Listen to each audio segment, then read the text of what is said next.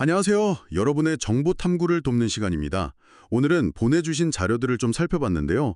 만약 이재명 정부가 출범한다면 증시나 가상자산 시장에 어떤 변화가 있을지 한번 자세히 들여다보겠습니다. 네, 그래서 이번 시간에는 그 핵심 정책들, 구체적인 내용이나 배경, 또 어떤 효과를 기대하는지 이걸 좀 명확히 짚어보는 게 목표입니다. 자, 그럼 먼저 증시 얘기부터 시작해볼까요?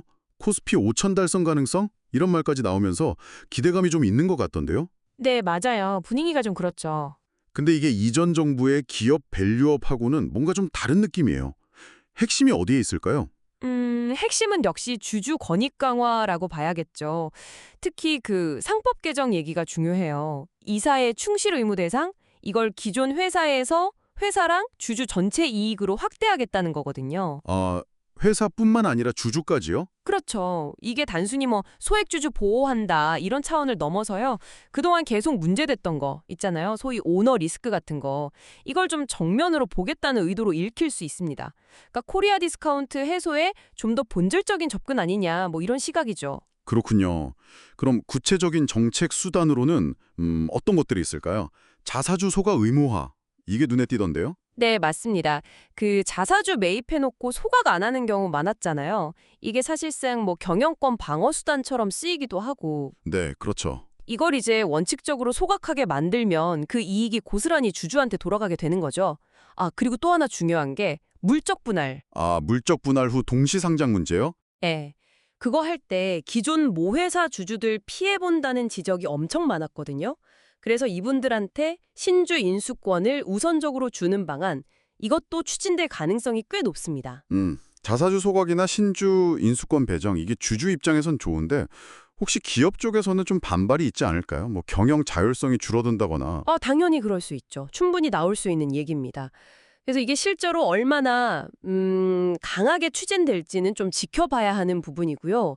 그리고 좀 더 큰 그림에서 보면 그 MSCI 선진국 지수 편입 이것도 중요한 목표예요. 아, 그것도 있었죠. 네. 이게 단순히 뭐 국가 이미지 이런 걸 떠나서 이 지수 따라 움직이는 그 글로벌 패시브 자금 있잖아요. 이게 엄청나거든요.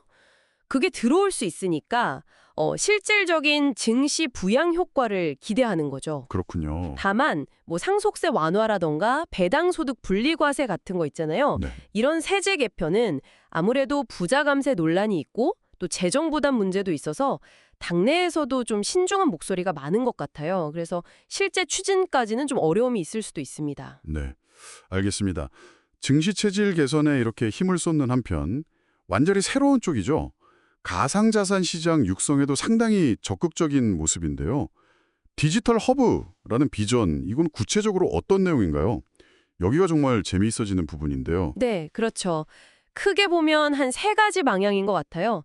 첫째는 일단 법이랑 제도를 좀 정비해서 이 산업의 불확실성을 없애고 좀 키울 수 있는 기반을 만들겠다 이거고요. 네, 기반 마련. 둘째는 그 비트코인 같은 현물 ETF 있잖아요. 네. 이걸 허용하고 관련 상품을 제도화해서 투자자들이 좀 안전하고 다양하게 투자할 길을 열어주겠다는 겁니다. 아, 현물 ETF 허용, 이게 크겠네요. 네, 이게 도입되면 여러분이 그냥 쓰시는 증권사 앱으로도 비트코인 투자가 가능해지는 거니까요. 접근성이 확 좋아지고 기관 투자자들도 들어올 수 있게 되고요. 그리고 세 번째는 뭔가요? 셋째는 이제 토큰 증권, STO라고 하죠. 실물 자산을 기반으로 하는 거. 이 시장을 좀 빨리 키우겠다는 겁니다. 아, 토큰 증권. 그러고 보니 원화 기반 스테이블 코인을 만들겠다는 얘기도 있던데요. 달러 말고 원화로요. 국부 유출 막겠다, 이런 것 같은데. 네, 맞아요. 그 구상도 흥미없죠. 원화 스테이블 코인. 이게 이론적으로는 좋은데 사실 이게 1원의 가치를 계속 안정적으로 유지해야 하잖아요. 그렇죠. 그게 핵심이죠. 네, 그래서 그 담보 기준이라던가 누가 발행할 건지 어떻게 감독할 건지 이게 풀어야 할 숙제가 정말 많습니다. 자칫 잘못하면 금융 시스템 전체에 영향을 줄 수도 있거든요. 싱가포르 같은 데도 보니까 관련제도 만드는데 3년 넘게 걸렸더라고요. 시간이 꽤 걸리는군요. 네, STO도 마찬가지예요. 뭐 부동산, 미술품, 저작권 이런 걸 토큰화하는 건 좋은데 이걸 어떻게 안전하게 거래하고 권리를 보장할 거냐. 법적, 기술적 인프라 구축이 먼저 필요하고요.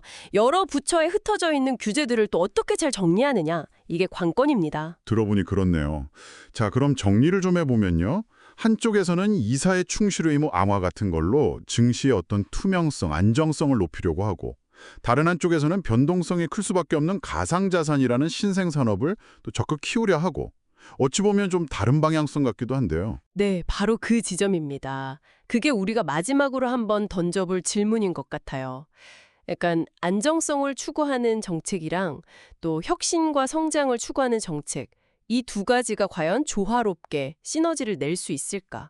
아니면 오히려 부딪힐 수도 있지 않을까? 그렇죠. 아니면 뭐 특정 지점에서 서로 충돌하면서 예상치 못한 부작용을 낳을 가능성은 없을지.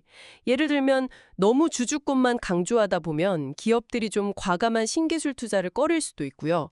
반대로 또 가상자산 시장의 리스크가 어렵게 안정화시켜가는 금융 시스템의 좀 불안 요인이 될 수도 있겠죠. 그렇네요. 이 두 정책의 조합이 앞으로 한국 경제의 모습을 어떻게 그려나갈지 여러분도 한번 깊이 생각해 보시면 흥미로울 것 같습니다.